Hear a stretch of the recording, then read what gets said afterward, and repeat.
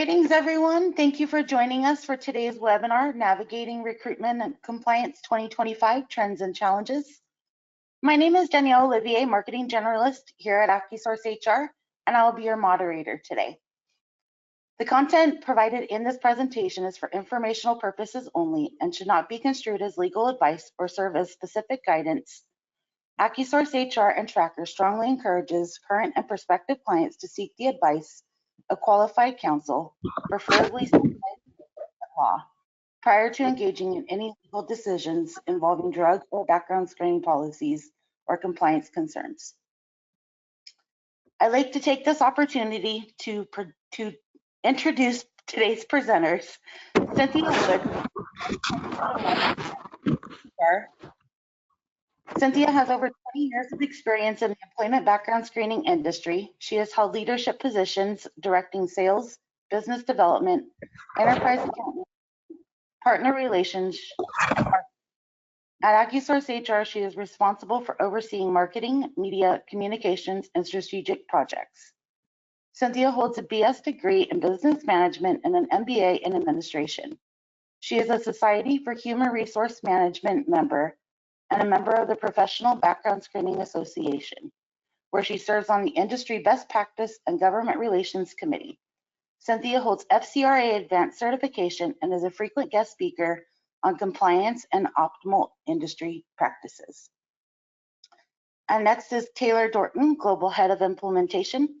Taylor has over a decade of experience leading implementation at Tracker, where he has transformed client operations through his extensive knowledge in their client relationship management and customer retention. In addition, his strategic approach to SaaS implementation and CRM strategy has driven innovation and growth. Now we'll turn the presentation over to Cynthia and Taylor. Thanks, Danielle. So the HR landscape is ever evolving with new legal trends emerging each year.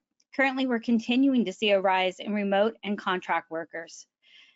These shifts in labor standards are creating new labor laws across the United States, and it is also creating an ongoing moving target for HR professionals who are striving to ensure legal compliance within their own organizations.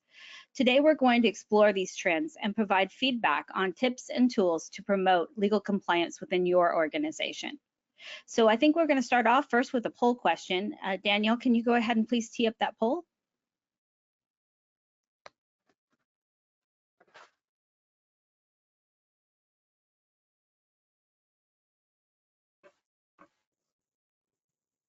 There we go. So which of the following compliance challenges will most impact your agency or organization's recruiting efforts in 2025? And the options for selections are AI use regulations, emerging background screening legislation, pay equity regulations, and new I-9 and E-Verify regulations. So please select which one of these is going to be most impactful you believe in your organization this year. Lots of good buzzwords on here for sure. Absolutely, absolutely. I have a hard time trying to identify just one. So Danielle, I think everybody's had a chance to go ahead and submit their answers. Can you go ahead and share the results? So it looks like we have almost a tie between AI regulations and new I-9 and E-Verify regulations, which is good because we will be, covering both of those topics today.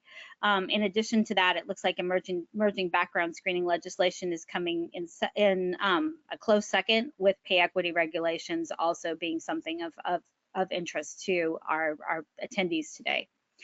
So let's go ahead and talk a little bit about some of these labor laws. So there has been a plethora of new state laws affecting recruiting and hiring in the United States. Legislative trends have included pay equity legislation that bans the inclusion of questions regarding prior wage history on job applications, in job interviews, and then also in background screening processes. And basically how these pay equity laws work is that employers are prohibited from asking candidates what they, what their wage earning history was at their previous employers. And so, this does make it a little bit harder for employers to understand, kind of the level of employment that job candidates have had with these previous employers. Another field of new legislation is ban the box legislation, and we've actually been seeing ban the box legislation for about the last 10 years. But if you're not familiar with it, what ban the box basically stipulates is that employers cannot ask a job candidate to disclose on a job application or during an interview whether they have had any prior convictions or prior convictions or criminal history. And essentially, it leaves the discoverability of a criminal history to the actual background screening process, which generally occurs post offer, and that person has already been selected for the position. Therefore, that consideration of that criminal history does not find itself in the actual evaluation of that candidate and their suitability for that role.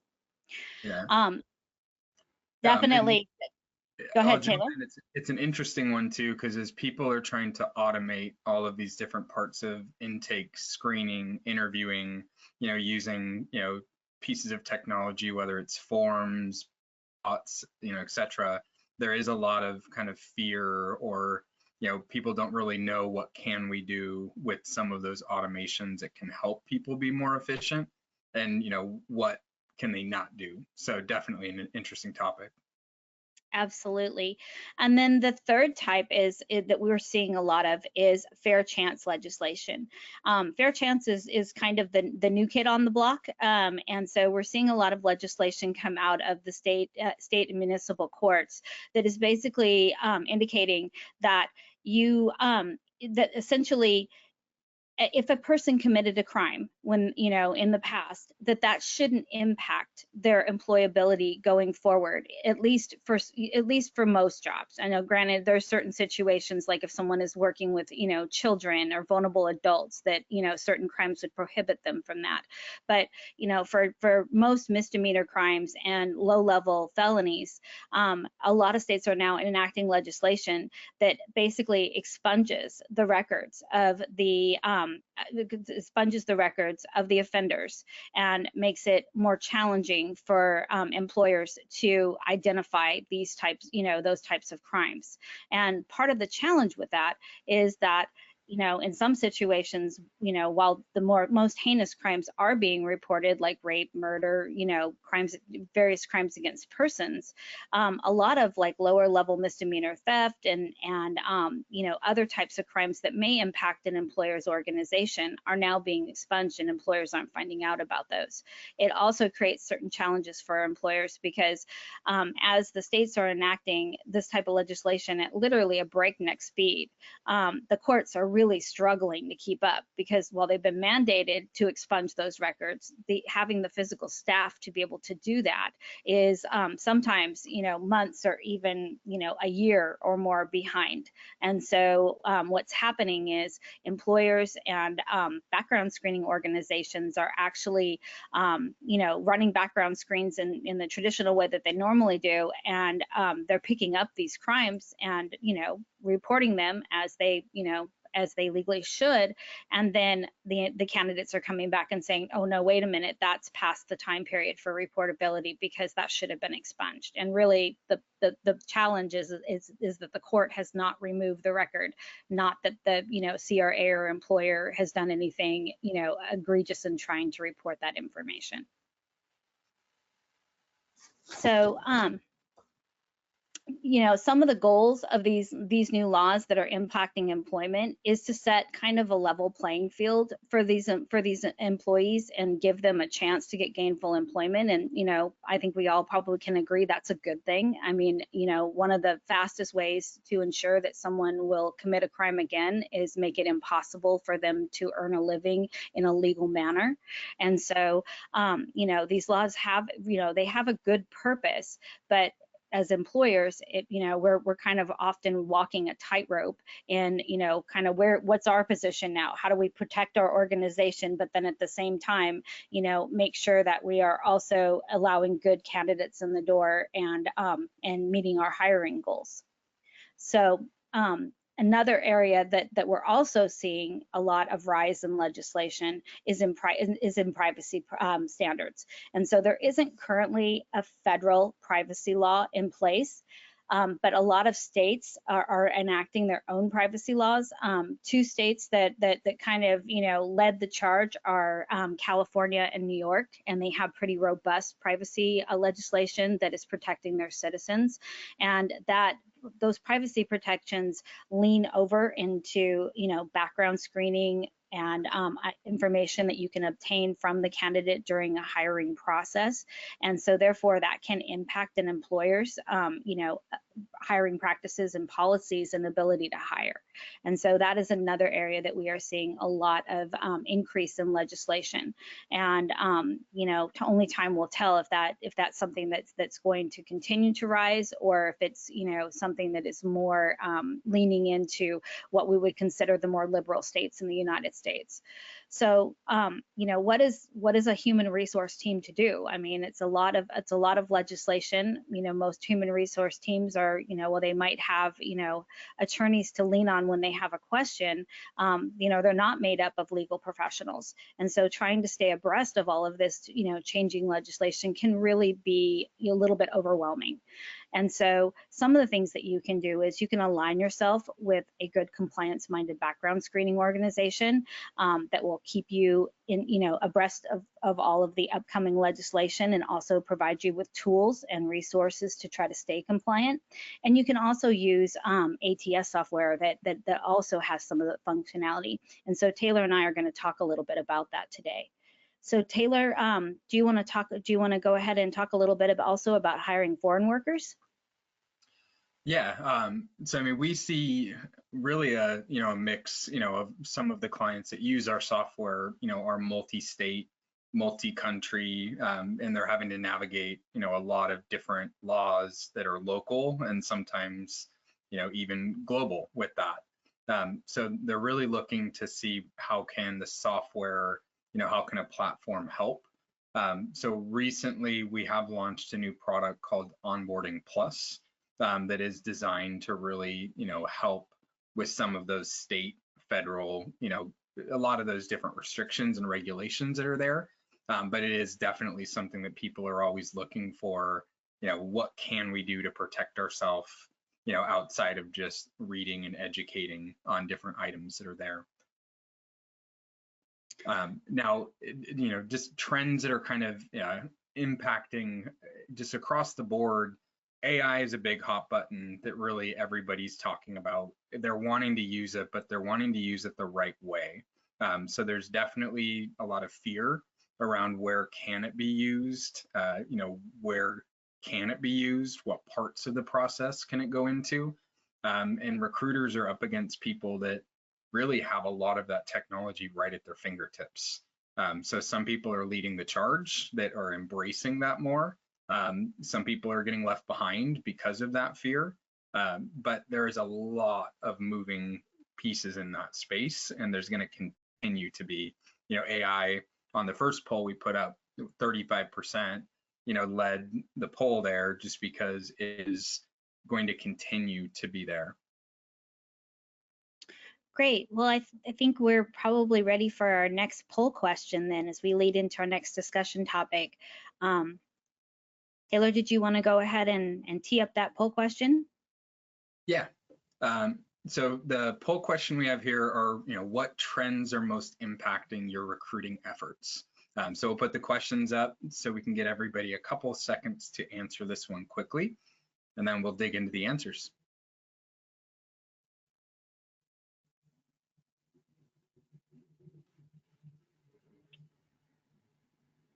These all are trends, wow, that can totally impact your recruiting efforts. So it'd be interesting to see, how our audience today finds which one most impactful. Yeah, big time. It was really hard to boil this down to 4 different choices because there's many different, questions we can put on here, but these were 4 of the ones that just kind of came, front of mind for us. Perfect. Well, I think Danielle is teeing up the results. So Good stuff here. So AI again is going to continue to be a buzzword here, but not a surprise here to see improving employee and candidate experience be the leader at 57%, so more than half the votes. That is something that we do get asked about a lot. People are trying to really, set themselves apart by providing, good experiences, not only for your team and your internal employees, but also for candidates that they're working with. So AI does kind of go hand in hand with that, where the things that can be done to assist that. But we've also seen AI in certain cases can do the exact opposite. It can sometimes make that experience, whether it's internal or external, not be as genuine, seem kind of robot-y, where some people, there is fear in using it. So keeping stuff easy, making sure that, things are smooth with the application process, screening, questions, questionnaires that people are gathering is definitely where we're seeing a lot of focus, keeping easy apply, making it so candidates aren't having to go through, 3 pages of questions when they're applying, just because when you are job seeking, it just becomes a lot of work to have to do that over and over and over again. So we're seeing a lot of emphasis on simplifying the candidate experience, really making sure that you're providing value to them. And then internally, really making sure that people have best-in-class tools, things like automation, that can automatically send emails, nurture candidates, help with the onboarding process is where we're seeing a lot of focus as well. And we're going to continue to put emphasis on our roadmap in 2025. Now, go ahead. No, go ahead. The other 2 topics on there, if you want to show the answers real quick again, I know we had the majority of AI, and then we had candidate experience, but we also have 9% saying proctored skills assessments are impacting their recruiting efforts, and then also the drug testing. So any thoughts on those and kind of how those are, hot items? Absolutely. We're seeing, an overall use of technology in the recruiting process, and employers are leaning, as I believe that there was a poll that came out about a year and a half ago that was indicating that as much as 50% of our workforce could be contract labor, and a lot of those positions working remotely by 2030. So, I mean, 2030 seems like it's far off in the distance, but it's just a few years away. And so a lot of employers are kind of planning into that. And so a lot of for many employers, they want to maintain their drug screening programs and that type of thing, but it's just really not feasible, in some situations to send applicants to a facility to have them tested. And so they are leaning into some of the new technology as far as proctored drug screening. And how proctored drug screening works is a candidate is, basically overnight shipped a kit to do an oral swab drug test, and then they have a time period that is scheduled with a screening proctor, and that proctor walks them, in a live video, walks them through the collection process, visually monitors them packing the kit up and, sealing it for shipment. And then that person just drops it in the mailbox. And, in really just about the same amount of time that they would get a lab-based drug test back, they're able to actually do a proctored drug test where that candidate never needs to leave their home or, or work location, which, is something that employers are finding very, very desirable. but also candidates are finding it. You know, this leans in very much into the candidate experience. You know, especially if you are transitioning from one position to another, you know, with a different organization, it's hard to leave your job and go do a drug test. And this allows you literally within 10 minutes to do it right where you are. And, you know, because they can easily do that drug test from, you know, any Wi-Fi enabled device, then it really does afford immense, you know, flexibility for the candidates, and candidates definitely appreciate that. A lot of candidates also, you know, urine-based drug testing has never been something that, you know, candidates were in great favor of, and doing the oral swab testing is a little less invasive, and so therefore a little more accepted by candidates. And another area that we're seeing a huge rise in technology supporting recruiting efforts is in basically identity verification technology. I read a recent study that indicated that upwards of 90% of all job interviews are now done virtually. And so a lot of times we're never meeting our candidates in person before their first day of work, or even never meeting, you know, they could be weeks or months into their employment before, you know, people within the organization are actually seeing them in person. And so this plus, you know, just the rise in technology in general has led to a phenomenon, so to speak, of job applicants who are using proxies to actually do their job interviews or their skills testing. And then, you know, that proxy who has high knowledge and you know, of that particular subject matter needed for that position, they're the ones who are answering the questions, or they're the ones who are taking the skills assessments, and then the candidate shows up at day one for work. And so that's causing a lot of challenges for employers. And so there is new technology out there that uses OCR to basically be able to capture the image of that candidate in a live video conference and then match it against their government issued documents, both validating their identity and validating those documents in the same process.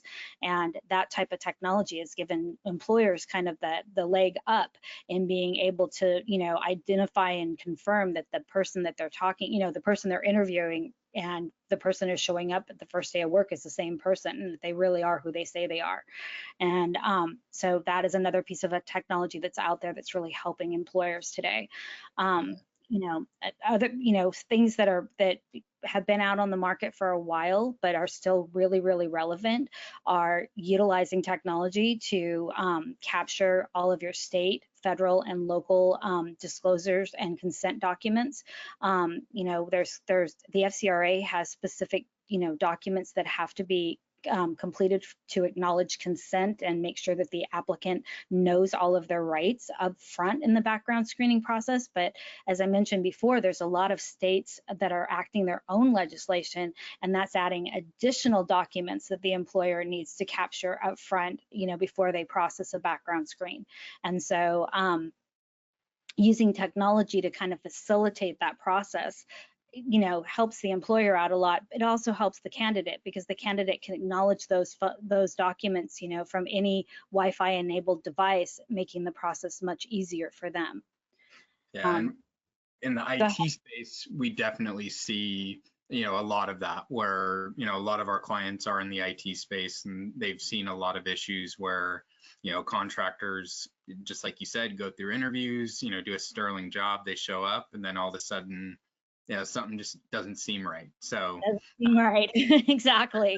Technology out there, we have it even in our custom web forms that we use, where you do have the ability to create a document that you could have the candidate upload a driver's license, you know, some type of documentation that has picture on it that makes them take a picture with their front-facing camera, and then it can give you an analysis score, and you can set a threshold to say, what is the percentage that matches this candidate for them to really pass or fail. So that is something that can be done as part of that candidate experience during the onboarding phase, either, you know, before the interview or after, as a final check and balance. You know, what you mentioned about the state forms, the government forms, and how different they are from state to state, or even depending on what vertical you're hiring into. If it's healthcare versus education versus IT, you're going to have a completely different set of documents. That's a big pain point that we see in the industry is, you have somebody that works in Texas and they want to branch out and start to hire in Arizona, Nevada, California. And, the California word scares everybody. I'm based out of San Diego, so it's where I am. But the restrictions here are very different. So people are definitely looking for technology to see how can it help protect us. We're not going to be the experts on every single state. So what can we do? And a recent product we just launched, Onboarding Plus, that does allow all of those forms and everything to be baked in so that you're leaning on that solution, to help you be compliant in all 50 states of the US, because they know what you need in North Carolina versus what you need in Arizona for different types of placements. So big trend we're seeing is people really wanting to protect the business and make it so they can have their people be on the phone, be talking to people, spending their time doing human being things, not just looking at regulations, compliance, all of the other stuff. It's a very good point. I mean, on the subject of doing human being things, one of the biggest challenges with employers when they're doing background screening is, okay, you have a candidate who through the results of their background screen, is no longer suitable for hire, and so you need to go through both the pre-adverse and adverse notification process as dictated by the FCRA. And in addition to, the federal standard, there's now new state standards that are rolling out in addition to that. So if as you start to add in additional states where you're hiring people, especially if you're hiring remote workers, and, before your pool of applicants was, close to your office, and now literally could be anyone in the, anywhere in the United States. The good thing about that is it allows us to, get top talent, where they live. The challenge in that is, you may have never dealt with the state of New York and their particular, requirements in the past, or the state of California and their requirements in the past. And I just utilize those two because they do have some of the most arduous requirements, but there's several other states that are coming up very close behind them in the requirements that they have in notifying a candidate that they will not be, eligible for hire for a position, and giving them a chance to dispute that background screen, should they believe that there's something in there that, shouldn't have been reported, doesn't belong to them. And so, being able to automate those processes, not only to make it easier on the recruiters and the, HR department as a whole, but also to make it so that everybody is basically singing out of the same songbook and, acting in the same compliant manner, regardless of who on the team is facilitating that process, is becoming huge for employers. Yeah, and we went through even some of those growing pains, because before COVID, we were based out of, California. We were in office, and after that, we had to make some adjustments. And when we started hiring, and we weren't kind of handcuffed by hiring people that had to drive into an office, we were able to open up and just interview and hire the best people for the best roles. So we hired people out of North Carolina, South Carolina, Florida, Colorado, all across the US. And then all of a sudden we had to be experts on every, labor law of every state and benefits and all sorts of different things. So, we had to learn kind of the hard way by growing and going through that same struggle. So we're definitely seeing a lot of the staffing agencies, as they're expanding, or looking at, how can we differentiate, how can we stay competitive, maybe pivoting and going into a vertical that they've never supported or sold into before, or saying, hey, we're going to expand into a state that we've never touched because we need more business. I think people are definitely having to change, kind of what they've always done, and it is bringing a lot of new questions, concerns, or challenges. Absolutely. And then you add to that, just the rise in contingent labor as a whole. Not only are a lot of organizations seeing the benefit of, on-demand labor and bringing in specialized workers for certain projects and that type of thing, but, the the workers themselves are seeing great benefit in having that kind of flexibility in their life, and being able to kind of improve their work-life balance. So it's a win-win on both sides, but it does create certain new challenges for human resources, because while a 1099 contractor is completely separate from and in the requirements of what you need to fulfill than a W-2 worker, there is, as far as like background screening is concerned, there's crossover of laws. I mean, there's a lot of fair chance legislation and other legislation out there that basically stipulates that you have to treat a 1099 worker just exactly like you would treat a W-2 employee and afford them the same protections, and that can definitely get into a tricky environment for employers and organizations that contract with 1099 labor. Yeah, big time. Cool. Well, did we want to move on to the next survey question and put that one up? I think so. I think we're at that point. Cool. So Danielle, can you please put up the next survey question? So based on this discussion that we've been having in regards to compliance and trying to provide some tips to organizations on remaining compliant, how do you currently stay compliant in your HR department? And the options are manually tracking and spreadsheets, legal updates, subscription services, HR compliance software, third-party HR consultants or legal advisors, or we don't have a current formal compliance process in place. So we'll give everyone a couple of moments to go ahead and review those options, and you can on this one select one or more than one. If you have more than one that is really impacting your organization, then please feel free to give us feedback on more than one. And I think this is where we can also say the results are anonymous. So for people that say we don't have a compliance process in place, you're not in trouble if you answer that. Absolutely. So Danielle, can you go ahead and show us the results?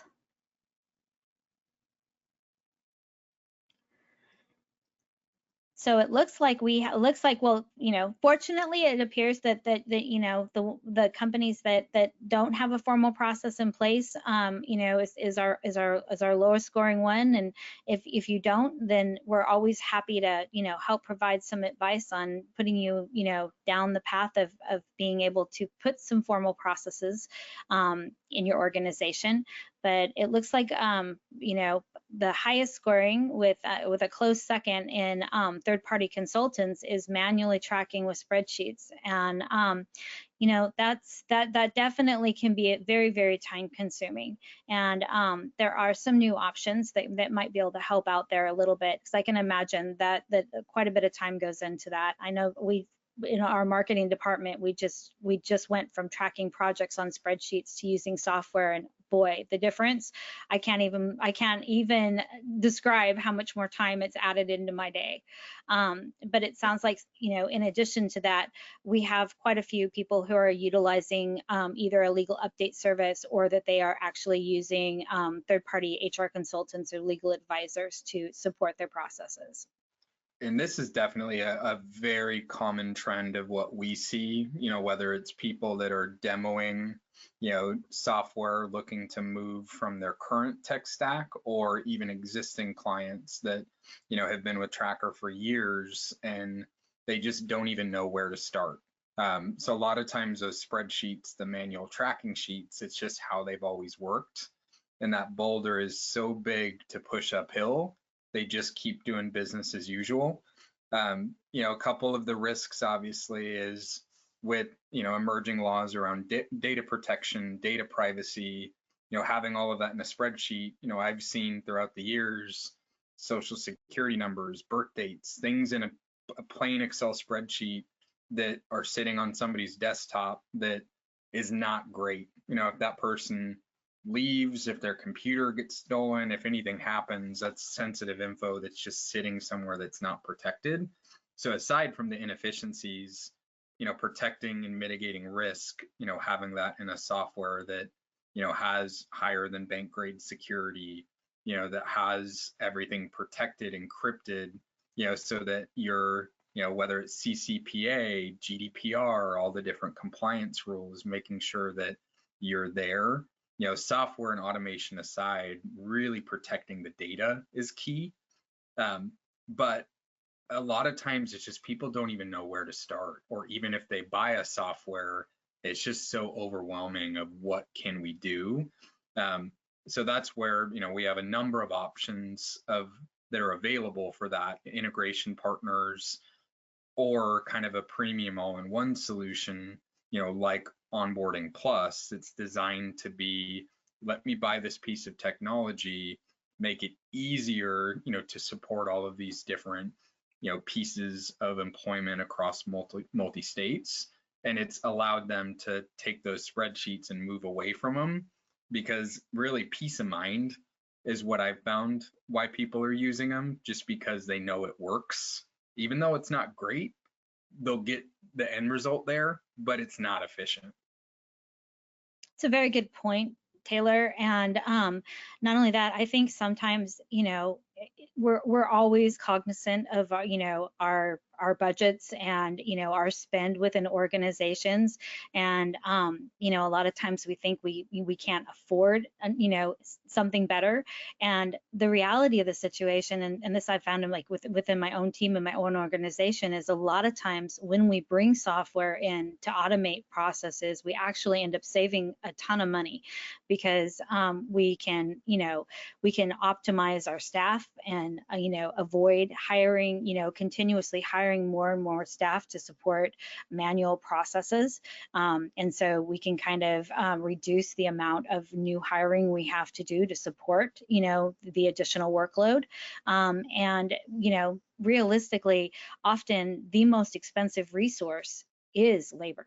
And so, by cutting that labor down and getting to a more efficient, to your point, safer process where we're protecting people's, protecting people's personally identifiable information, and ensuring that we're not, putting ourselves out there to be, to have that type of information, stolen or seen by the wrong eyes. That, we get both the efficiency, and we also get, the safety precaution, or the safety protections as well. So it's actually a double bonus deal. Yeah, and the other side of the coin too, when you're looking at, buying a piece of software, or, embedding a piece of software that can automate some of this stuff within the business, you are freeing up people's time. Now, what they do with that time could be massive. It could result in higher revenues to the business. It could result in, their ability to, have better candidate satisfaction, employee satisfaction. But a lot of times I find that people want everything automated. And that's where they kind of struggle, is instead of identifying, what the biggest pain points are, or having phases, they just want to automate everything with onboarding, or everything with hiring. And that's where we see a lot of failure, because they don't really have a strategic approach, or, yeah, we want everything automated, but we're going to focus on this one problem first, and then we're going to move on to the next one.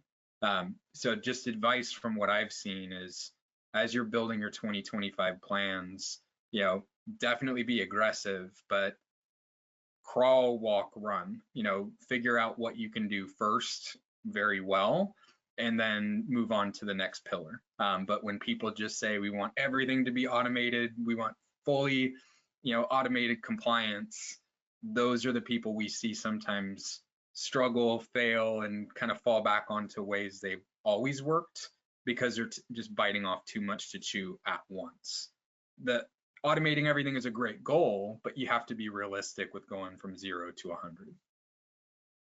And the use and the smart use of technology within your organization. Technology, while it helps humans become more efficient, it doesn't take the place of humans. I think with the rise of AI, I've heard several people make the comment, oh, are we going to be replaced by machines?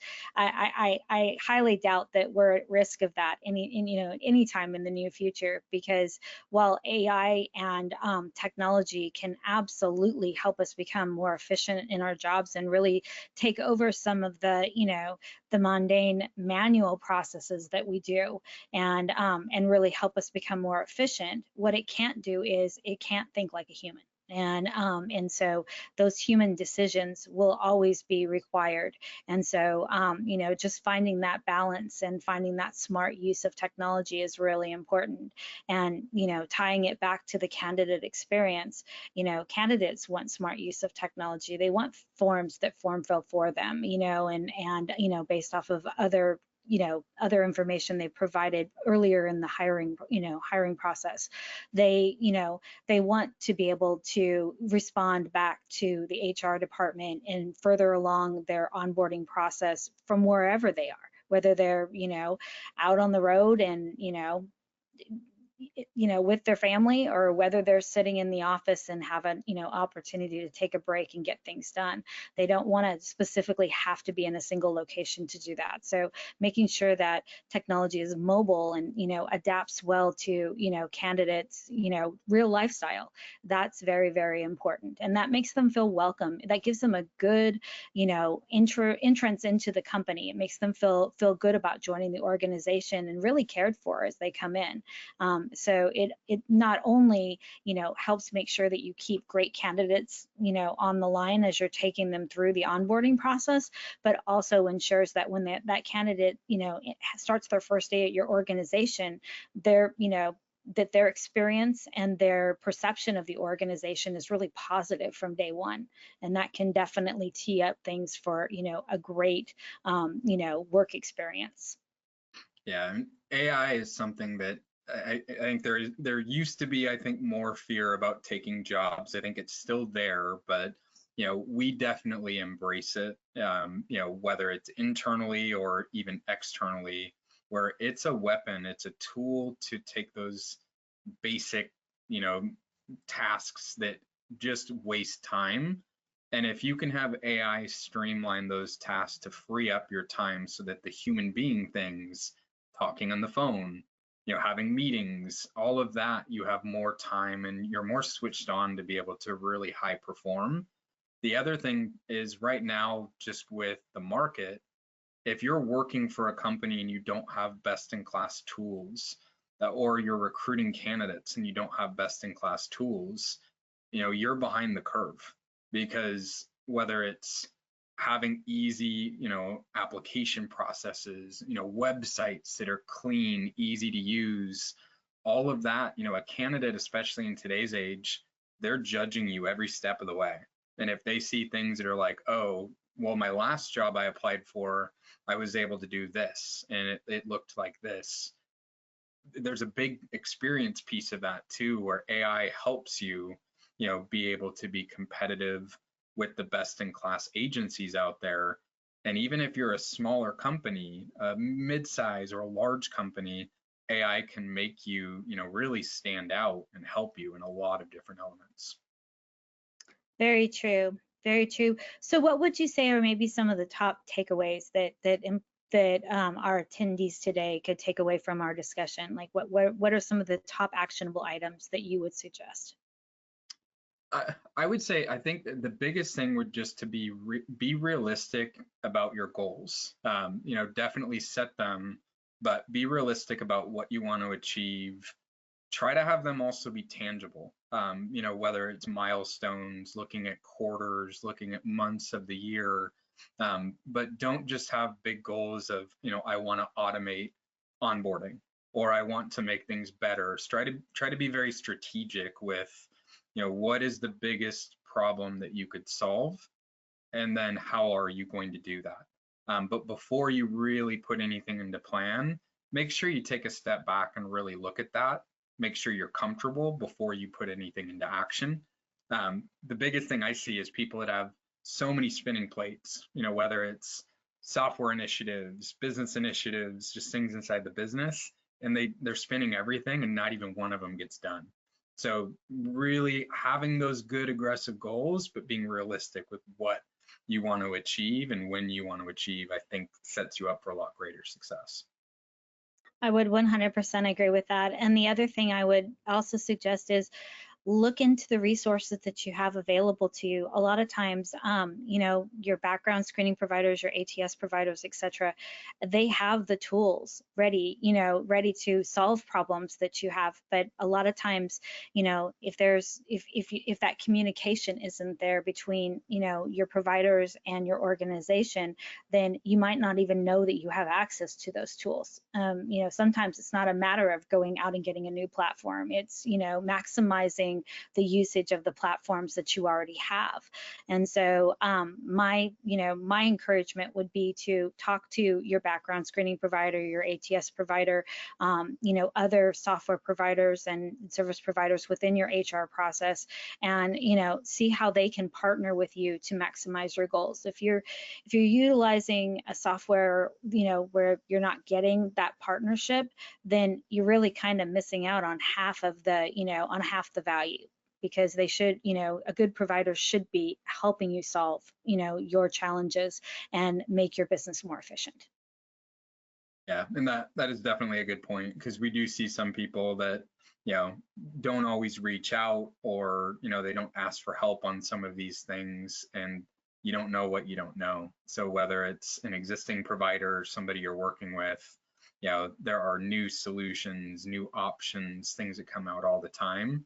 And if you don't ask, you know, the answer might be right there, or there might be something you already have at your fingertips. You're just not aware of it. Absolutely. I mean, you know, you work for a technology organization, I work for a technology organization, and, you know, we both are aware of the fact that our organizations are, you know, have dev departments that are working every single day, you know, to enhance our products and provide new resources and new solutions for our employers. And so, you know, we try to convey all of those to our clients that we possibly can through a variety of different means. And, you know, that often falls into my bucket, you know, in overseeing marketing and making sure that you know, we provide information. But, you know, sometimes you don't see that information, and so if you have a challenge, ask, because I'm sure that you know, if that provider doesn't have that option, there's probably another solution that can be, you know, that can be brought in to try to solve that problem for you. Yeah, absolutely. So go ahead. Did you have anything you wanted to add before we went into taking some questions? No, I think we're good. I mean, I think that kind of hits that point home. So we have, you know, a little over 10 minutes left. So I think it's a perfect time to, you know, open up questions and kind of see some feedback, you know, from the attendees and what they're interested in. Perfect. Thank you, Cynthia and Taylor. And now we'll dedicate the rest of the webinar to answering your questions.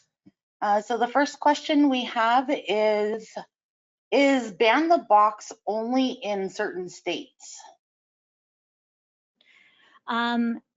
Currently, there's ban the box legislation in over 30 different states, and I don't have the exact number because that number is always changing, but it's pretty prevalent. But no, it is not in every single state. And to further complicate things, it is actually in it actually, you know, the legislation is often different from state to state. And so you have to be aware of the individual state laws.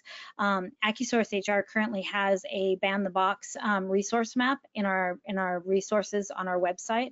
And that can actually give you, you know, state by state, a high level view of what the ban the box legislation is in each state. Taylor, is there anything you'd like to add to that? I mean, that one, that one's more your world than mine. So I think your answer on that one is going to be better than anything I could say. Perfect. So yes, I would definitely check out the resource on our website at accusourcehr.com, and it will definitely give you that high level overview. Great. The next question we have is, how are AI-driven hiring tools impacting compliance with anti-discrimination laws, and what new regulations should recruiters be aware of? Taylor, I think that has your name written all over it. Yes, I mean, there's, I think, just a lot of, you know, unknown in that space, where it varies, you know, I think state to state what you can and can't do. So a lot of people, you know, with AI, they don't really know, what are you allowed to collect, and do or not do with it. So I think a lot of that is, really looking at what you're trying to do with AI. And it kind of comes back to when you're trying to solve a problem, or if you're using technology within your organization, really knowing what you're doing with it. So then that way, if you're saying, hey, our goal is we want to use AI to, pre-fill answers or to do screening more efficiently, whatever it is, if you don't even know what you're doing, how do you know if it's compliant or not, or if there's any regulations that come up against it?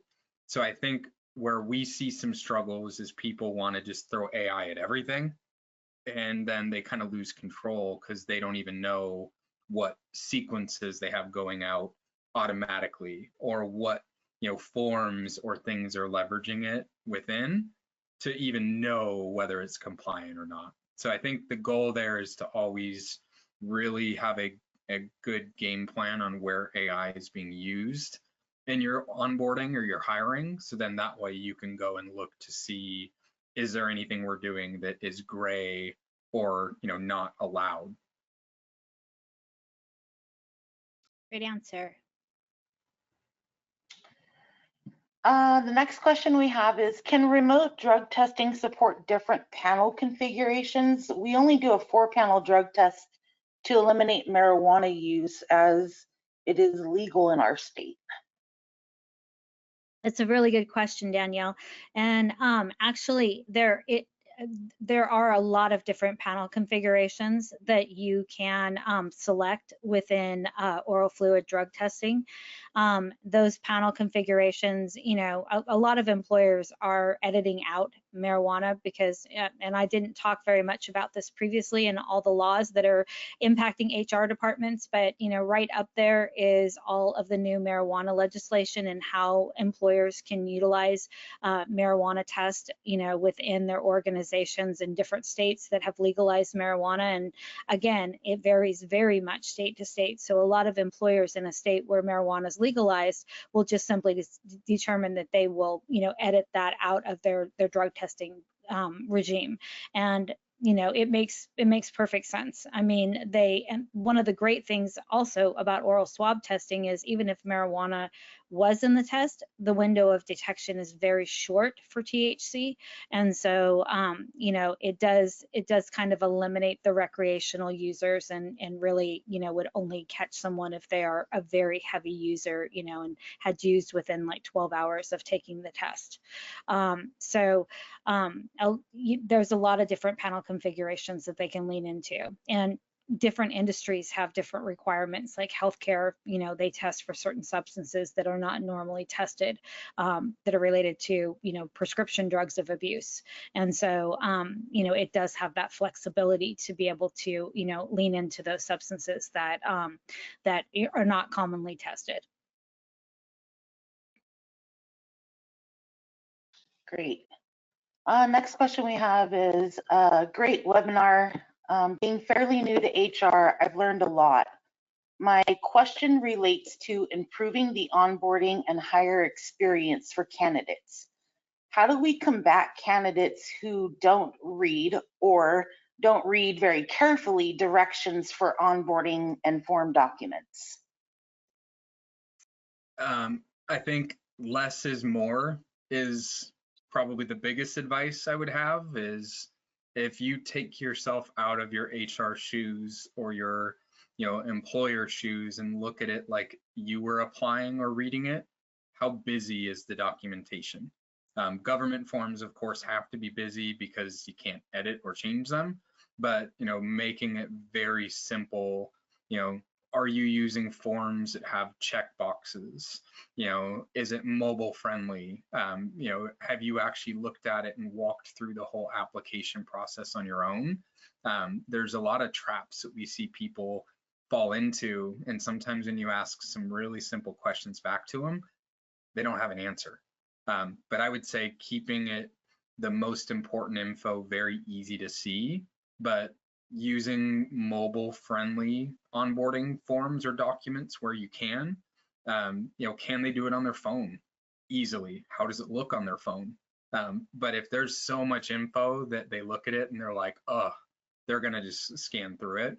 So I would say keeping it simple, but also leveraging technology to have electronic documents or forms so that a candidate isn't doing something paper or old school for you, but the next job or the last job they had was completely automated.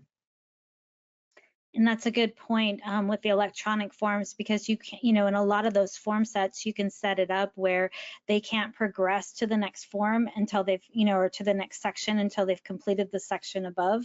And, having those type of tools to kind of guide them through the process is really helpful. We've also found that making sure that we have clear and concise instructions up front. Sometimes it's not the form itself that's the challenge. It's the instructions that you're providing to them up front, and kind of giving them a high level overview of, you need to complete this, this, this, and this.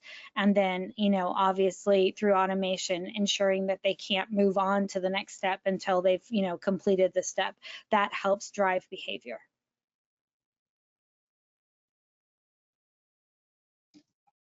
Great. The next question we had is, would you be able to provide more resources on the adverse process if a candidate does not pass a background or ineligible for hire? Absolutely. We have a plethora of resources on our website, and we can definitely provide additional resources on that. If you go to AccuSourceHR.com, there's different documents and stuff like that in there on the adverse process and how to facilitate it. Or we would welcome the opportunity for you to reach out to us and for us to provide you with direct support. We're almost at the end of our time, so this will be the last live question. If you entered a question into the chat and we didn't have the opportunity to address it live, our team will follow up with you directly post-webinar to provide you with an answer. The final question that we have is, what updates to data privacy laws in 2025 will be affecting how recruiters collect and store candidate information? Good question. I think some of that is a little unknown because the privacy laws are ever changing. They also vary from state to state, but also they're not always enforced, where there's some legislation that is drafted, but it's a year or two down the road. And even though it's there, you don't know when it's going to apply or be applicable. I think the biggest thing is, in certain cases, looking at, what info can be pre-filled or not. If access, who has access to certain data, I think are some of the things. So making sure that if you are using an applicant tracking system, you have it locked down so that there are privileges, user groups, things that protect that data from organizations or even users that shouldn't have access to certain things, whether it be I-9s, W-4s. But I think a lot of it is unknown just because those laws are ever changing. And if you work across 50 states, it's different in New York than it is in California, and in Texas, it's totally different. So you also have to have that strategy based off of where you're going to be doing business as well. 100% agree, Taylor. And it's funny. I sit on the government relations committee for the Professional Background Screening Association, and there's been a lot of changes just in the first month of the year. Currently there's certain government agencies that are, being put on hiatus right now as they kind of go through and determine efficiencies within those organizations. One of those is the CFPB, which is the Consumer Financial Protection Board. And they had just released a new rulemaking back in, it was actually a proposed rulemaking back on, I believe it was December the 18th, that would have impacted like privacy and background screening and that type of thing. Because the CFPB's offices were essentially shuttered about 2 weeks ago, that's now on the back burner. And so we don't see that rulemaking coming into play in 2025 or perhaps ever. And so it is going to be a very pivotal year this year as far as new legislation and changing legislation. And so it's super important to be able to stay close to resources that can provide you with updates.